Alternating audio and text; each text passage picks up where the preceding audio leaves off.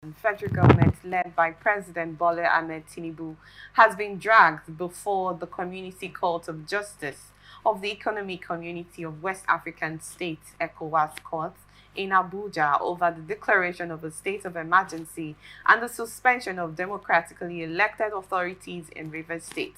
In the application brought pursuant to Article 111 and IV of the Supplementary Protocol amending ECOWAS Court Protocol, Article 2 of the Protocol of the Court, and Article 33 of the Rules of the Courts, the applicants averred that the respondent's president, which is President Bola Ahmed Tinubu, elected into political office, lacks the powers to remove or suspend the governor of a state who was also elected into the office. They held that by removing the governor Siminalayi Fubara, his deputy Ngozi Odu, and members of the Rivers State House of Assembly, the fundamental rights of the applicants and the people of Rivers State have been violated. By so doing, the defendant has unlawfully taken away the democratic rights of the applicants and that of the population of Rivers State, both individually and collectively. The implication, therefore, is that the applicants and the people of River State have lost their existence and dignity as human beings, having been politically emasculated by the loss of the values that accompany democratic governance and deprived of leaders duly elected by them in the democratic space. A state of emergency cannot be a guise of subterfuge for the usurpation of the executive functions of the governor or the exercise of the lawmaking powers of the legislature the applicant held. Peter Obi, Atiku Abubakar, and El Nasir El-Rufai, they wanted to form, they formed a coalition, not wanted to form against President Bola Ahmed Tinubu over the emergency rule. Now we have about 11 of them that has gone to the ECOWAS court to summon the president over the emergency rule in Rivers State. I'd love to get. I know you're trying to not get involved in that. Well, but I would still want to say something Okay, about please. it. Well, for a long time, I've not even heard about the ECOWAS court, but it's beautiful that they're at least going to function, because the ECOWAS court should play a very important role in terms of regional law, even though they don't have the enforcement power to enforce those laws within the ECOWAS community bloc. But I would like to share a proverb that states that if you have a boil growing at the top of your eye, do you uproot the entire eye, or you deal with the boil? So that is open for you to think about what I'm talking about. Rivers State plays a very critical economic, political, security, strategic role in not just Nigeria, but in terms of West Africa sub-region. And then you talk about the Gulf of Guinea, talk about maritime security. Rivers State plays a very critical role and the heartbeat of Nigeria's economy. If I were to be the president and the commander-in-chief, I will look at this problem or crisis in a more holistic manner. It's easy to just declare a state of emergency. I'm not going to debate that. My interest is for peace. And that peace must involve the people. People talk so much about peaceful resolution of conflicts or crises without looking at the interest of the citizens. So what is the peace that will impact the people of Rivers State? Do we put them in the equation in our discussion for peace? Because what we need is peace. We cannot function. You cannot have economic growth. You cannot have industrialization. You cannot have development without peace. I believe from what the president said, the reason why they're bringing in a state of emergency is to ensure the peace. But my question is that this peace we are talking about, is it inclusive of the interests of the Rivers people? The $1 million question or the $1 million question or the big question is, what is the peace that involves the interests of the Rivers people? It's not far-fetched. The people of Rivers State want good governance, and they don't want interruption to good governance. They want the resources of the state to be used for the people in the state. They want the people to benefit and become part or partake in the dividends of democracy. They want to ensure, they want to see a river state that is industrially advancing, politically moving forward, and in all aspects. That is the peace that we're talking about.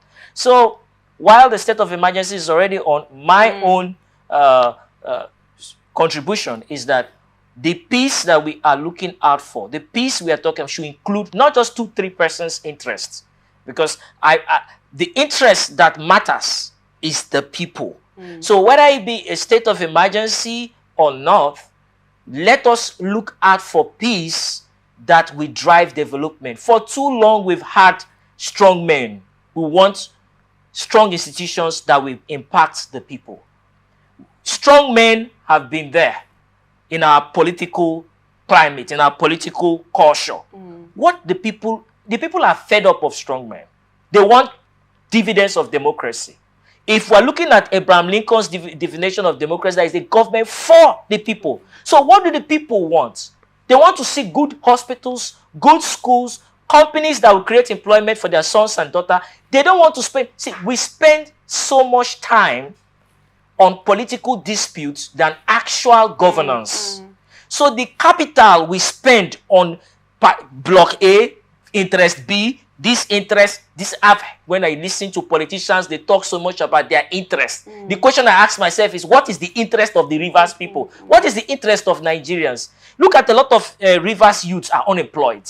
Who among them, the political elite, is talking about the youths? Who among them is talking about the environmental pollution? Who among them is talking about our schools that have been built that are poorly maintained? Go and look at some of our government schools. They don't have functioning libraries in this 21st century. Yet, the capital that we have, the energy that we have, we are spending that energy on partisan interests instead of the interest of the Rivers people. So my own stand is that let us tailor our various political factions, and that's what I tell people. For wherever, irrespective of your political faction, I say, you in political faction A, you in political faction B, bring your political consciousness and connection, bring it into developing our people. That's what is most important. Thank you so much on your analysis.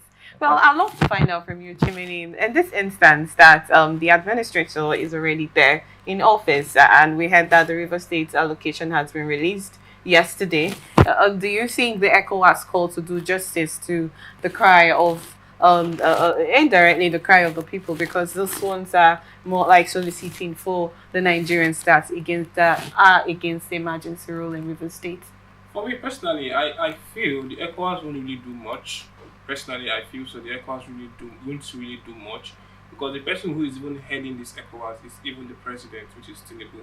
Tinubu is like the leader of this ECOWAS. So the court, yes, the court has their own say or has a role to play, but these people can also be influenced by our president, because imagine the ECOWAS getting involved and winning over the president is like a big slap to him, which he will not want.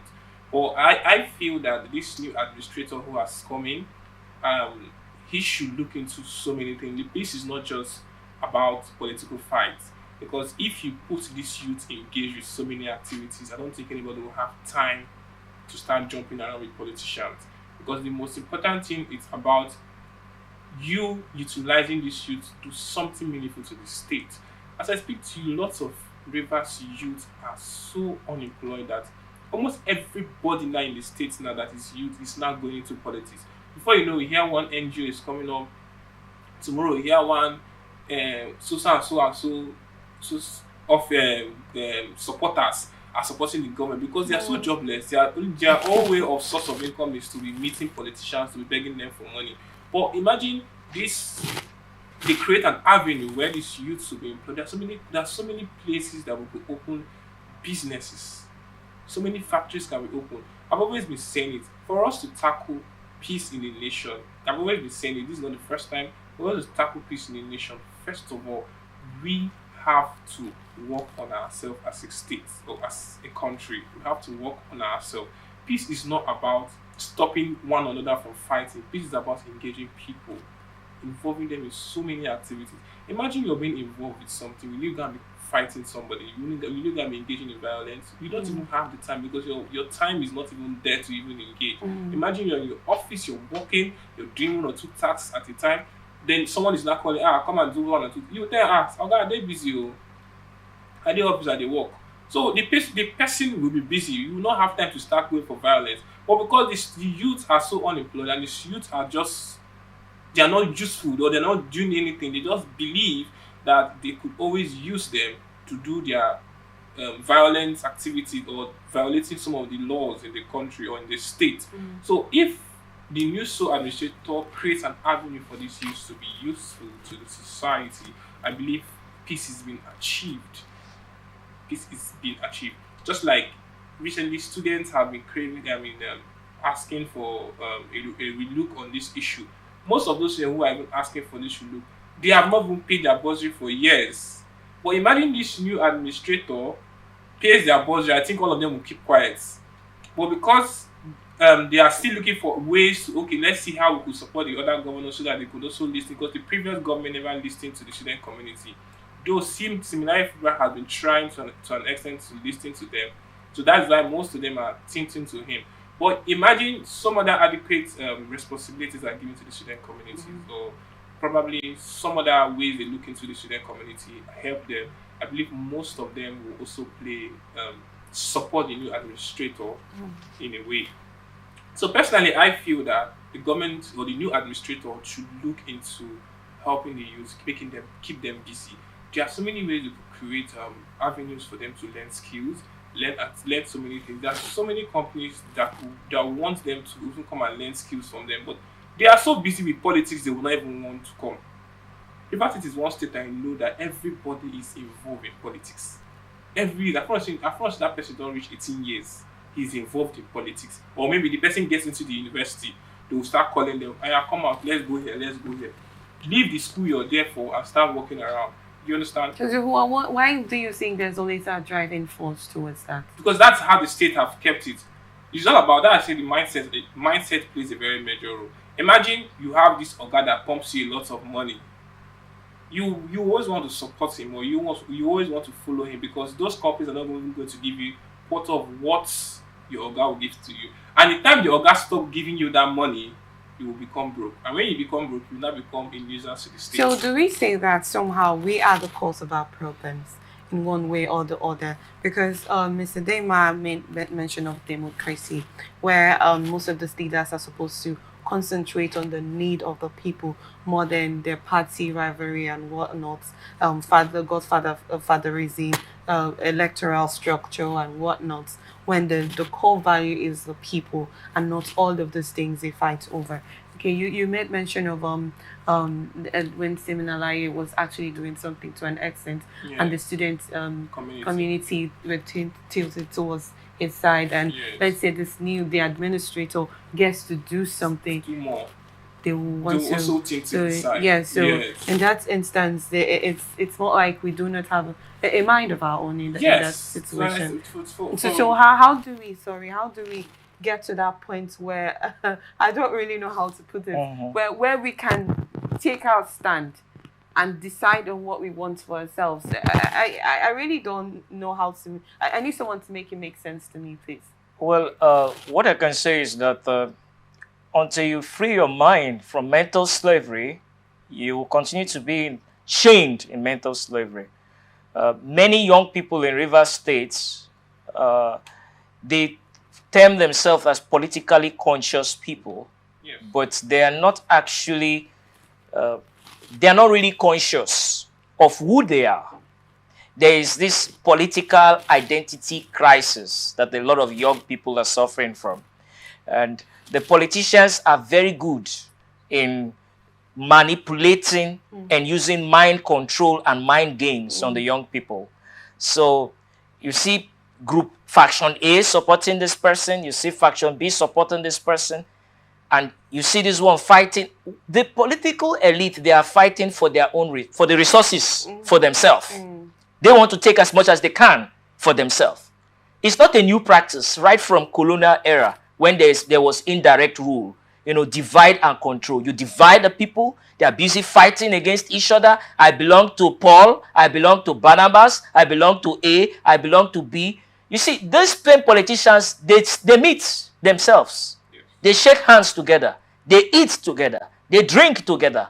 And they'll be laughing at these people fighting themselves, because at the end of the day, they will meet, they will reconcile, they will, you see a bitter political enemy with this person today, tomorrow they are the best of friends. And they will tell you that in politics, there are no permanent friends, there are no permanent enemies. But the young people who are suffering it the most of them don't know that. That's why I said earlier that when you free your mind from mental slavery, you become conscious of your political identity, of who you are in the state.